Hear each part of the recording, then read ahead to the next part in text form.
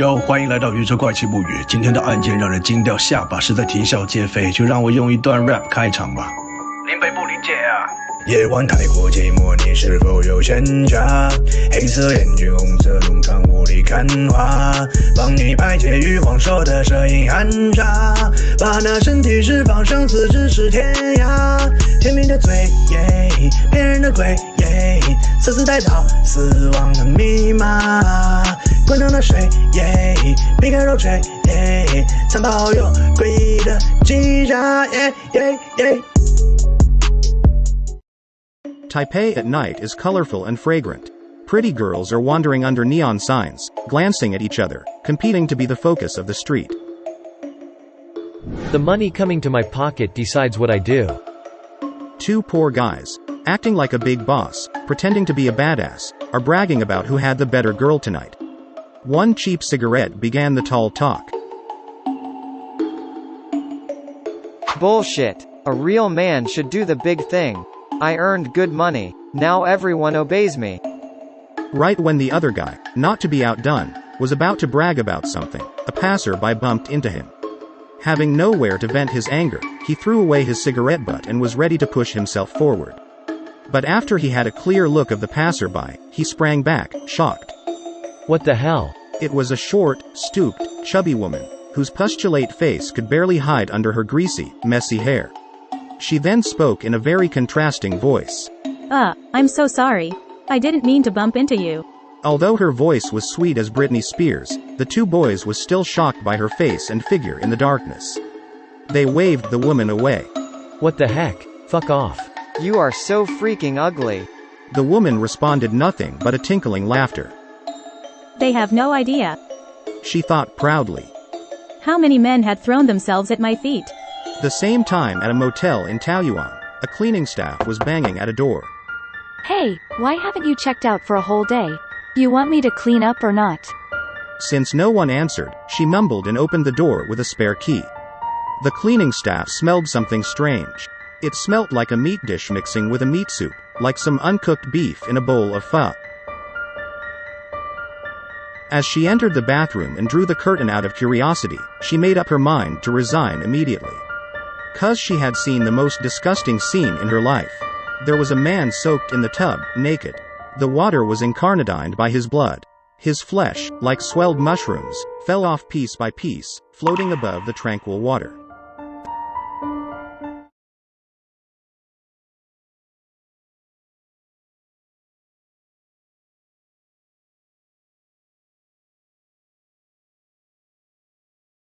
Hello everyone, this is you. The weather is getting hot, and I have been locked up in my apartment for 80 days.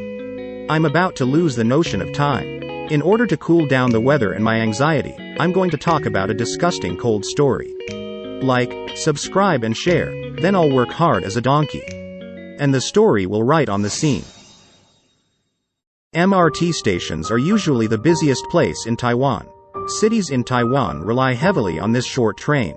All kinds of people walking up and down the platform, rushing to their future.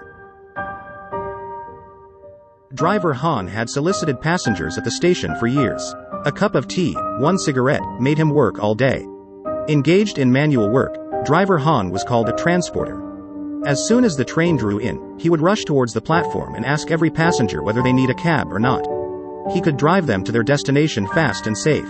This time, without exception, he was trying his luck among the crowds. Do you need a cab? I assure your top experience. But most of them just waved their hands and walked away, until a sweet voice said behind him. Excuse me, can I take your cab? He turned around with excitement, but stunned. He thought the one who spoke would be a beautiful young lady. But against all expectations, this was a middle-aged woman, with 145 centimeters in height. Her pustulate face, messy hair and bloated figure made this middle-aged woman nothing close to a beautiful one. But he soon realized that, he's here to make money, so it doesn't really matter about what his passenger looks like. Of course. Where is your destination? I'm here for traveling. Just drive me around and I can pay you for it. There's no way that Han would reject such a tempting offer. He got paid to travel around with her. An enviable job. So he warmly helped the woman with her luggage, planning to drive her to a well-known attraction just outside the city, Jiaobanshan Park. As soon as getting in, she started to introduce herself. My name's Yunkin. What about you? That really was an intriguing voice if you didn't look at her face. Oh, you can just call me Han. During their desultory chat, Yunkin kept getting close to the driver's shoulder from the front passenger seat, and her tone were getting flippant. People who do manual work must be strong, just like you. She said. Han had no idea what to say for a moment. But Yunkin suddenly said, Sorry, are we getting close to the park? But I think I have no money with me today. Han was shocked by her words. He hit the brake and the car almost crashed. What the hell? What are you doing? Why would you get in if you have no money? Feeling been fooled, Han looked gloomy. Please don't be mad, Han. Let me think, maybe I can pay you in another way.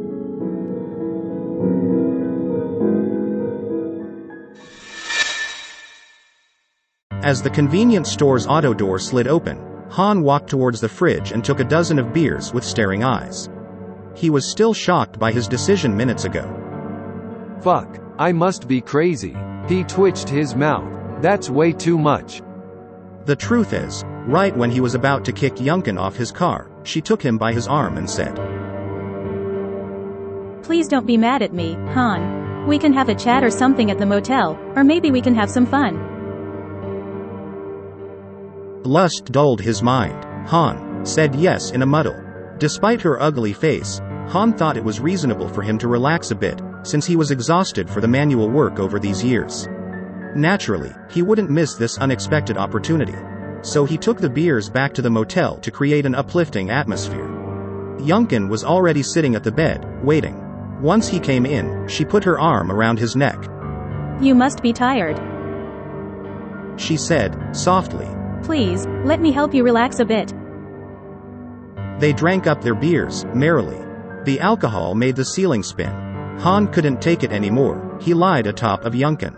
After they finished, Han was in post-nut clarity. He then started to blame his body. Why would a 10-odd-minute sex made his head feel dizzy and his limbs limp? Might it be his age made him so?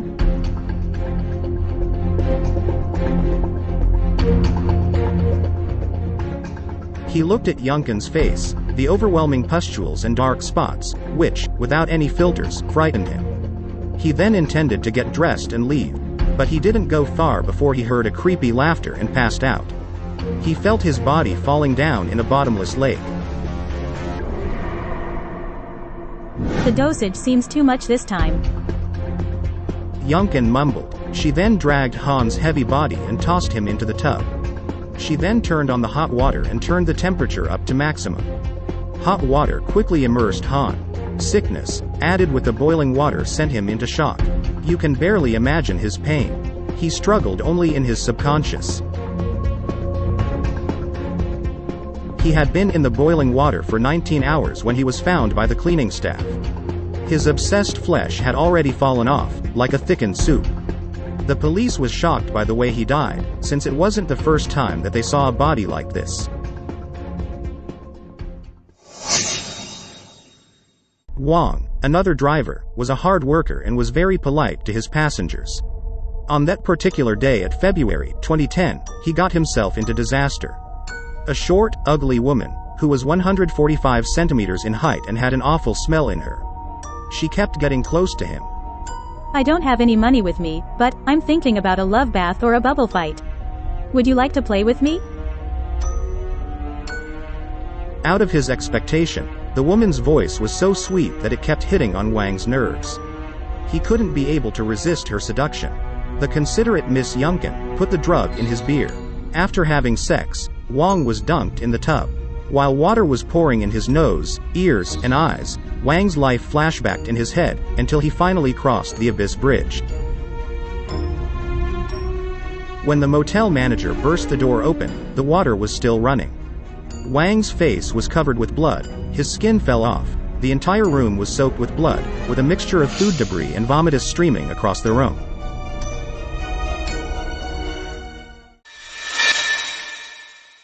March 3, 2010, 10 o'clock in the morning, a grocery store on Guokai Street, Taipei was surrounded by police officers.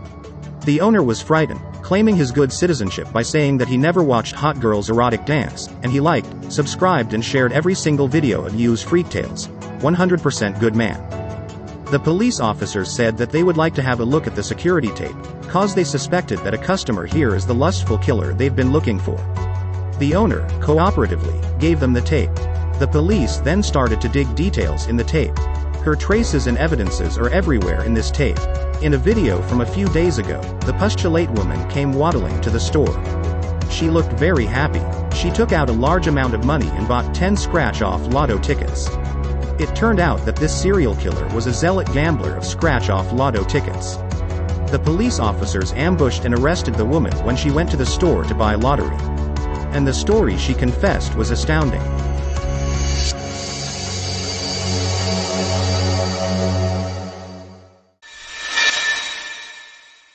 Zhang Yunkin, a serial, lustful killer who robbed money from drivers exclusively. Early in 1997, when she was 29 years old, she drugged and raped 7 men. After torturing those men till they were unable to have any sex, she would rob all the money they had, and toss them in the wild. These crimes condemned her 10 years in prison. She was released in 2007. But at that time, she was obsessed about scratch lotto, besides about sex and money. It felt so good to scratch off the entire silver film on the scratch lotto and to stuff it under her fingernails. And she had won the lottery once years ago. So why not do something that can satisfy all 3 appetites at the same time? She thought. So she walked into the MRT station, and chose those who were strong and looked relatively good, who can fulfill her lustful fantasy. And by taking good advantage of her sexy voice, added with the knockout drops she bulk purchased, she took the victims to the motel one by one. When the drug took effect after they were satisfied, she would rape the victim once again, then put them into a tub with boiling water, robbed all their money and walked away. She would then come to this store and used up all the money to buy scratch lotto. What a pity. Her plan finally came to light. This time, the woman was first accused of intentional killing and was sentenced to death. But later she defended. Come on, I just robbed some money and hooked up some men, I didn't really want to kill them. Thus, the judge, believing the criminal can be educated, sentenced the recidivist, Yunkin, to life imprisonment. And this case has become a freak case with at least 3 victims: fraud, rape, robbery, murder and abscond, yet the criminal walked free of death penalty. And for those drivers who let their sexual desires blow their mind and ended up died, do you think they got their rightful justice? They made the wrong decision, and lost the most precious thing, their life. Can the verdict be said as reasonable? 放过我吧。